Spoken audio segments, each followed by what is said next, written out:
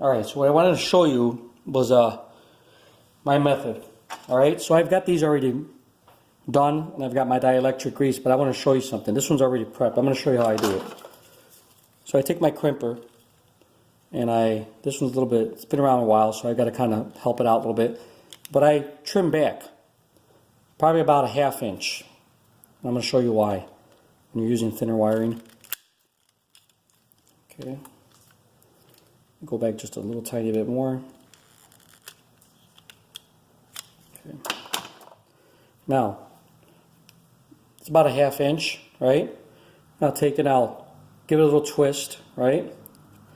And then what I do is I like to bend it in half. With this thinner gauge wiring, this helps to crimp. When you take it and you go a little longer with it and bend it in half, it gives you a little more meat. You can see it gives you a little bit more. So then we'll tighten this up, and then what I do is I literally just take it and I put it inside the tube here and get a little bit of the CRC dielectric grease in here for the corrosion resistance. We're riding ATVs, so we want to make sure that we have corrosion resistance and keep the water out and have a good connection. Okay, so then what you end up with is that. Okay, that guy right there. All right, so my method is, like I was saying before, I'm using the weatherproof 14 to 16 gauge male and female bullet connectors. So these things are great. If you're going to do this on the ATV, don't buy the cheap stuff. Spend the extra $2 and get this shrink tube weather resistant stuff. This stuff's incredible. Been using it for years and it's never failed me.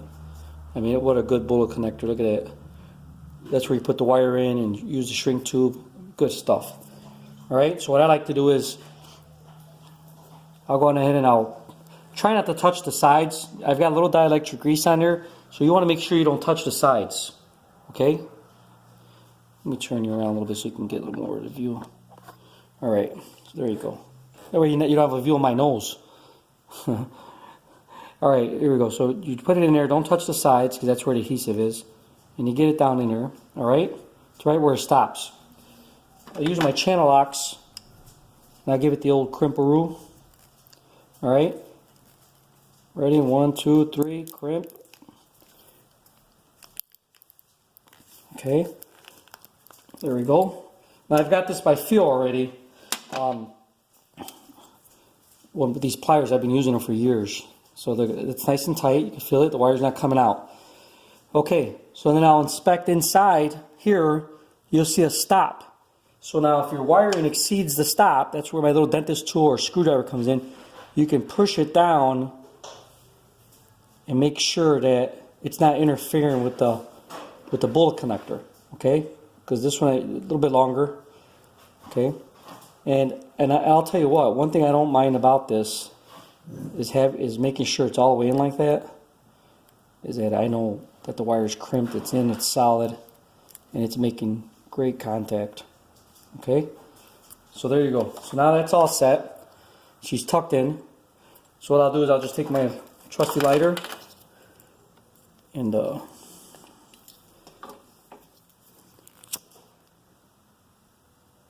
just lightly heat it, and then you'll turn it. And then you'll see it'll compress right away, but you want to give it a second. Let it warm up. You know what I mean? Just work with it. Gently. Get each side.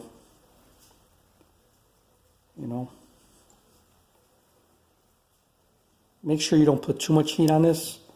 You put just a bare minimum. As soon as you see it crumpling and you see the shrink tube shrinking, then you start, you don't go more than that. Because what you can do is you can actually burn the wiring that you're shrink tubing.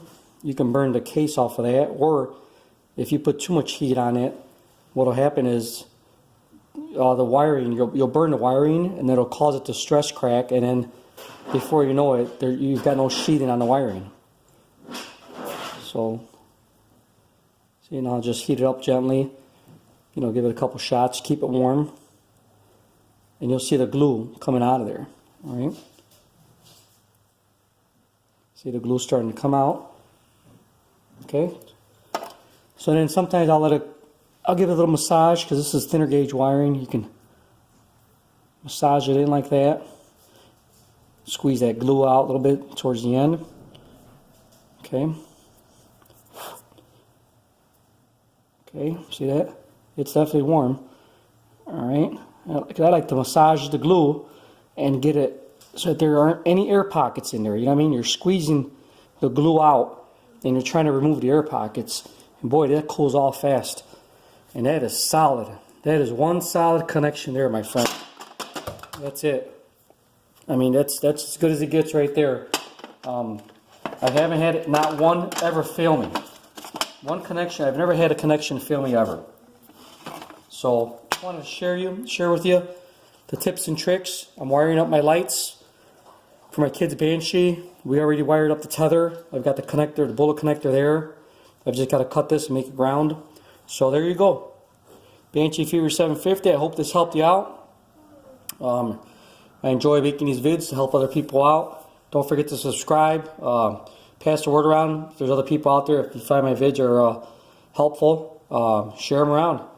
I don't mind making these videos. I know I pulled a lot of information off I pulled a lot of info off YouTube to help me with the my ATV projects. So I'll start getting some editing software so I can kind of flash it up a little bit. But today's just kind of a quick model tone, just showing you some tips and tricks on wiring up a Banshee. Banshee Fever 750. Stay tuned. I've got some good vids. I got that Polaris Outlaw with that 400cc 4-cylinder screaming 17,000 RPM engine coming soon. Stay tuned. You'll enjoy that vid. Banshee Fever 750 over and out.